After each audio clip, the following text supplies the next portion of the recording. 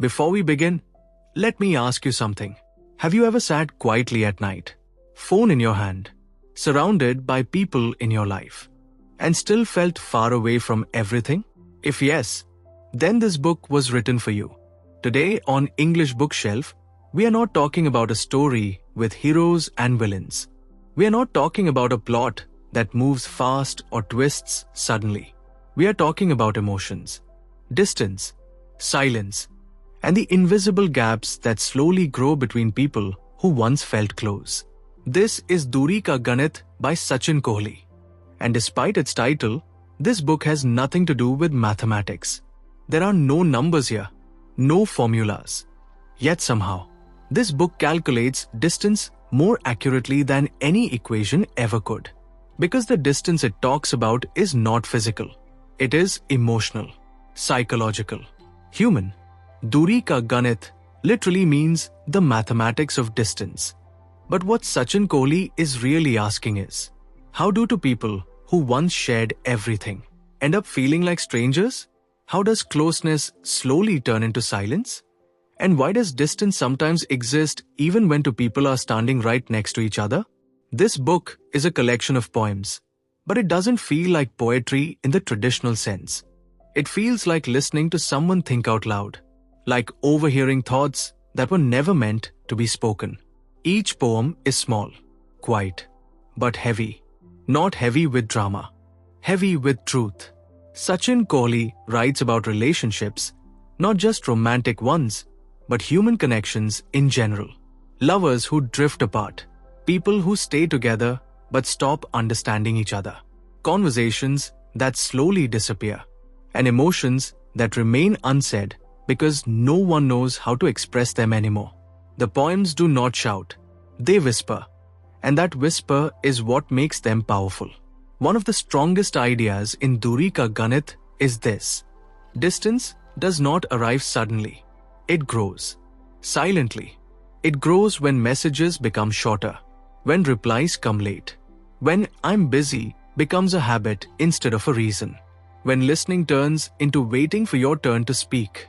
And one day, you realize the distance is already there. Sachin Kohli does not blame anyone directly. He does not accuse.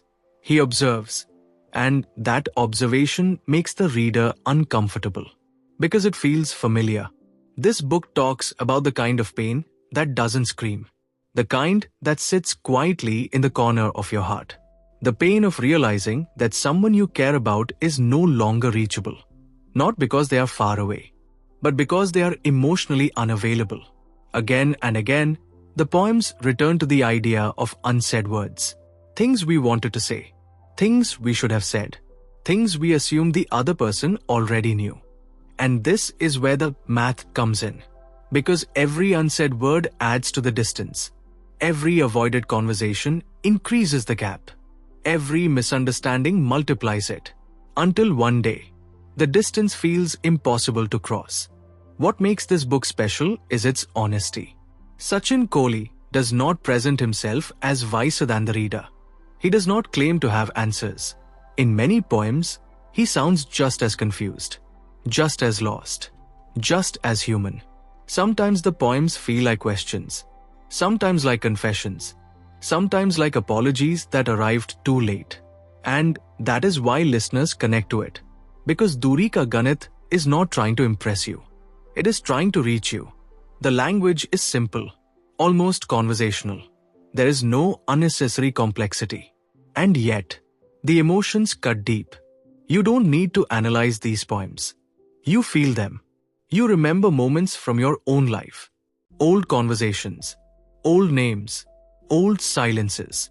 This book is especially powerful for people who have experienced emotional distance in relationships. Not dramatic breakups, not loud fights, but slow fading, to people still talking, but no longer connecting, to people still together, but emotionally apart. Sachin Kohli shows us that distance is not always created by conflict. Sometimes it is created by comfort, by assuming things will remain the same, by believing closeness does not need effort. And perhaps the most painful realization in the book is this: That distance is often noticed only when it has already become permanent. By the time we try to fix it, the equation has changed. Throughout the book, there is a sense of quiet longing.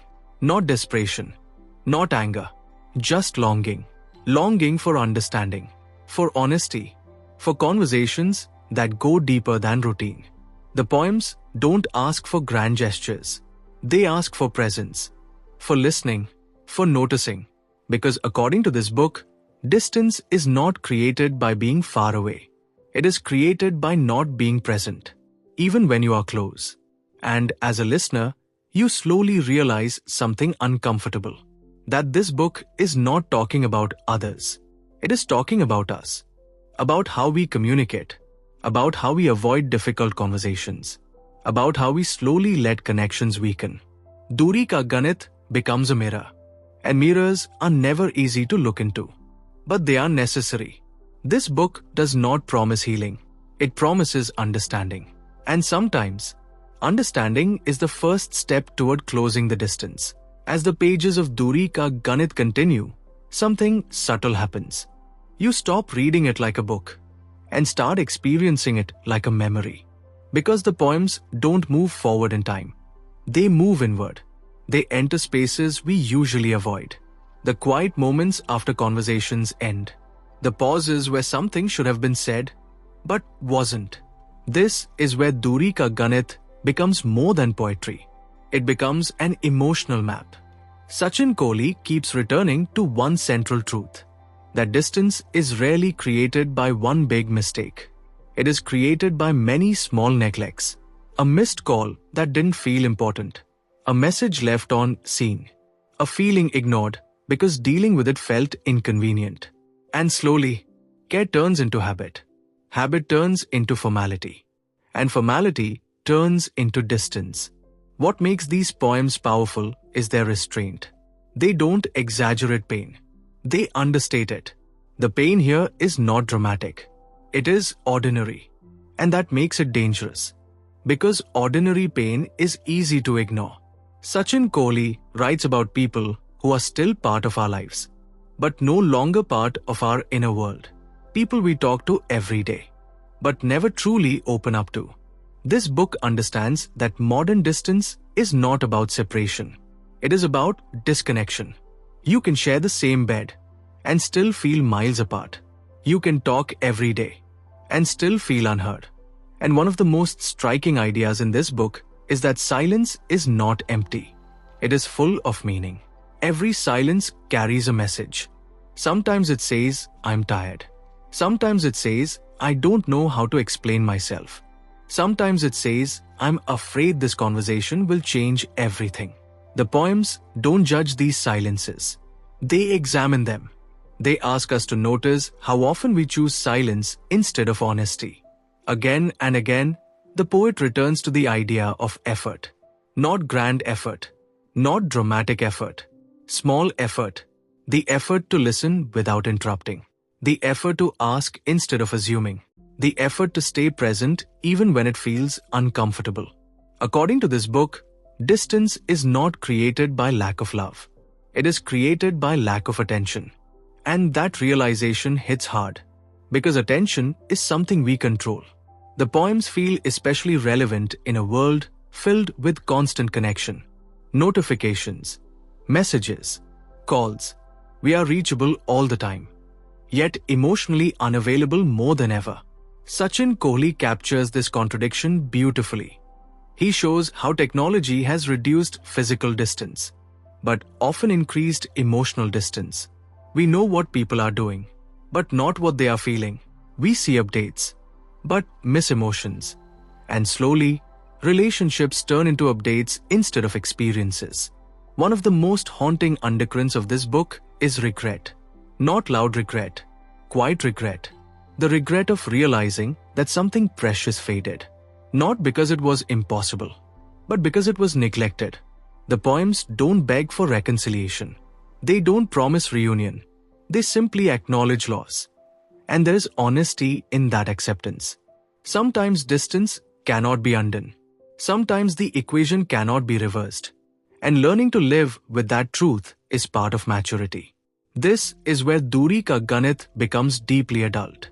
It doesn't offer fantasy. It offers clarity. It tells us that not all distances are meant to be closed. Some exist to teach us something about ourselves, about our patterns, about what we value only after it's gone. As listeners, we begin to realize that this book is not asking us to fix every relationship. It is asking us to understand them, to see where we went quiet, where we stopped trying, where we chose comfort over honesty. Because once you understand the mathematics of distance, you start noticing it everywhere.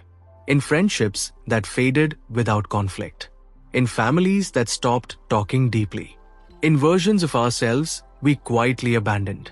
And that awareness is uncomfortable, but necessary, because awareness is the first disruption of distance.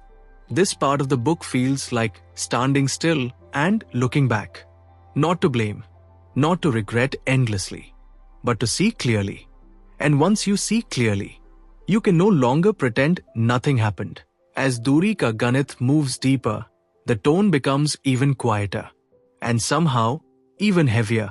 By now, the poems are no longer just observations. They feel like realizations. This is the part of the book where distance stops being about others and starts being about us. Duri Ka Ganit slowly reveals a difficult truth. That distance is not always something done to us. Often, it is something we participate in.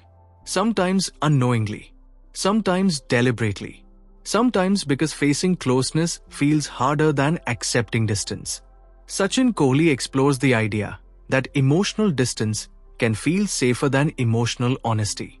When we stay distant, we protect ourselves from disappointment, from rejection, from conversations that might change everything. And so, we choose half connections. We choose polite conversations. We choose familiarity without depth. The poems suggest that distance is often a defense mechanism. Not because we don't care, but because we care too much. There is a recurring emotional pattern in the book.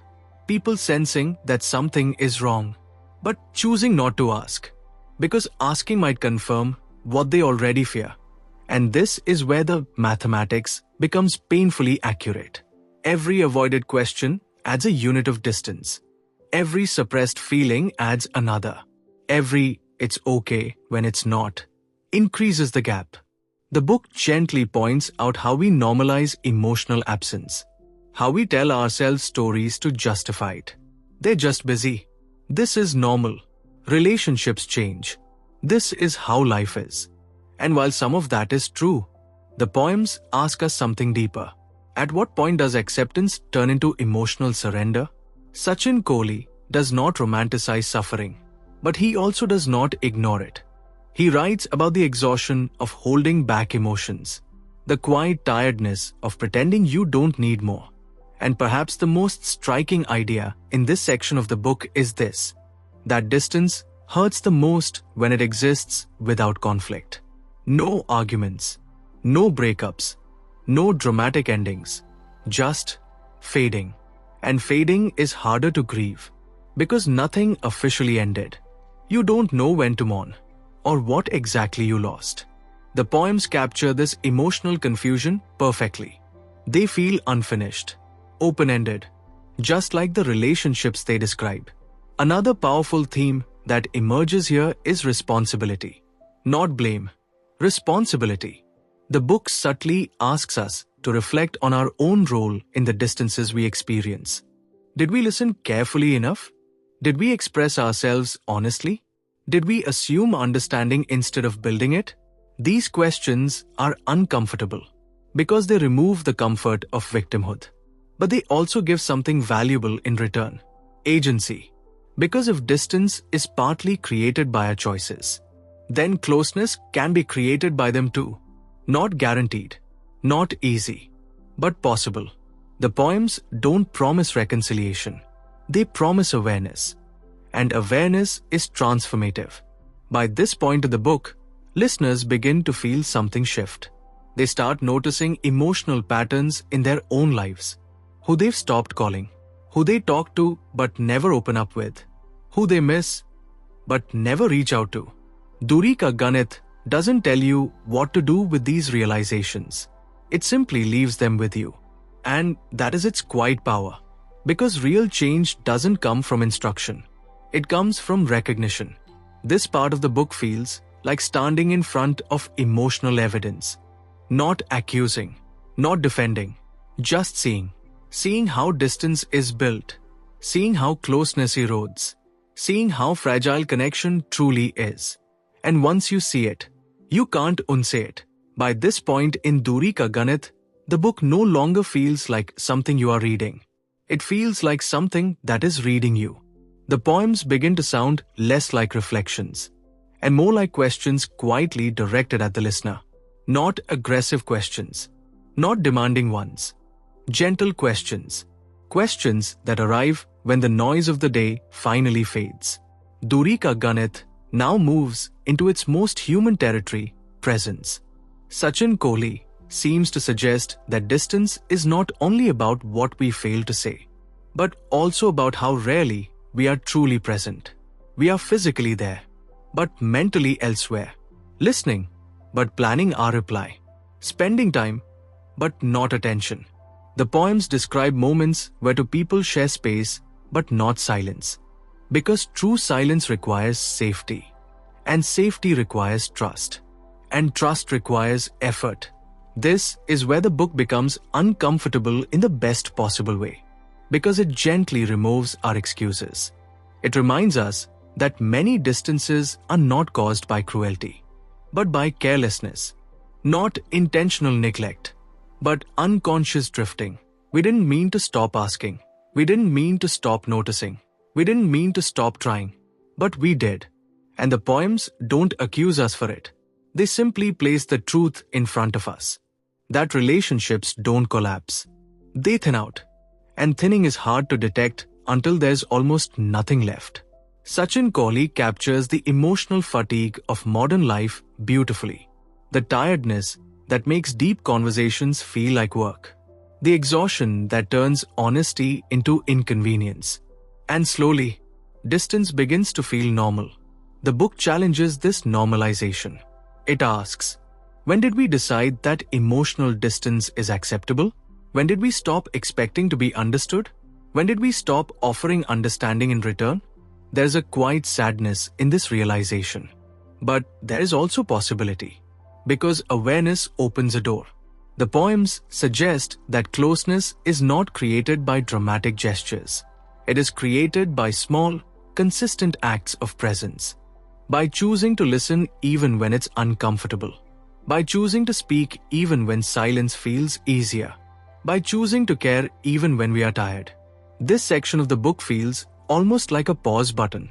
A moment where life stops rushing forward and asks us to look around.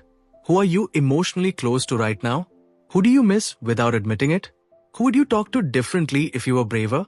The book does not demand answers. It allows space. And in that space, listeners begin to connect their own experiences to the poems. A friendship that faded quietly. A relationship that survived, but lost intimacy. A version of themselves that once felt more alive. Duri Ka Ganit does something rare here. It does not promise repair. It offers honesty. Because not every distance can be closed. But every distance can be understood. And understanding brings peace even when reunion is impossible. This part of the book feels like emotional maturity. Not hope in the fairy tale sense, but acceptance without bitterness. It tells us that sometimes the purpose of distance is not to punish us, but to teach us. To teach us what we need, what we ignore, what we take for granted. And once the lesson is learned, we are no longer the same. By the time Duri Ka Ganit reaches its quiet end, the poems stop feeling like words on a page. They feel like a pause in your life. A pause where you finally notice what you've been carrying. This book does not end with solutions. It ends with awareness. And that awareness is its greatest gift. Because once you understand the mathematics of distance, you begin to see it everywhere. Not just in romantic relationships, but in friendships, families, and even in the relationship you have with yourself. There is a subtle realization that emerges here, that distance is not always about losing others.